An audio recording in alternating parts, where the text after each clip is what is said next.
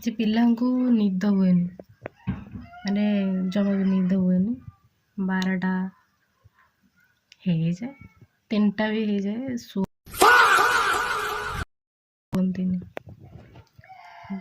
Reels ଏମିତି ଦେଖନ୍ତି, ଖାଲି ସ୍କ୍ରଲ୍ କରନ୍ତି ରିଲ୍ସ। ତ ଯଦି ନିଦ ହଉନି, ବହି ଧର 5 ମିନିଟ୍, ବେଶୀ 5 ମିନିଟ୍ ଧର, ଏମିତି ନିଦ ଲାଗିବ, ବିଶ୍ୱାସ କର। ନିଦ ମେଡ଼ିସିନ୍ ଖାଇଲା ବେଳେ ଲାଗିବ, ନିଦ ମେଡ଼ିସିନ୍। ତାପରେ ଡାଇରେକ୍ଟ ସକାଳୁ ଉଠିବ।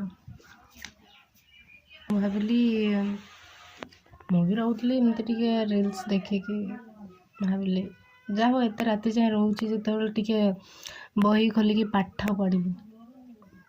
ଦୟା କରିଦେଲି ବହି ଗୁଡ଼ାକୁ। ତାପରେ ବହି ଖୋଲିଲି, ବେଶୀ ନାହିଁ, ଗୋଟେ 10 ମିନିଟ୍ ବସିଥିବି। ଯେଉଁ ନିଦ